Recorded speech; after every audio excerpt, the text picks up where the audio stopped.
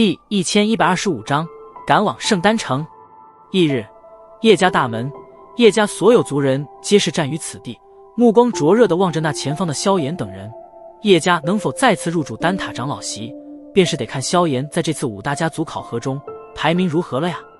若是萧炎能够成功的令叶家在考核中进入前3，那叶家方才能够真正的扬眉吐气。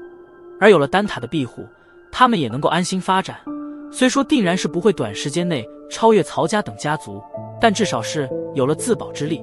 说不定日后叶家也是出了一位能够曹家曹颖那妖女相比的天才后辈，那叶家方才能够逐渐的再度崛起，并且恢复以前的荣光。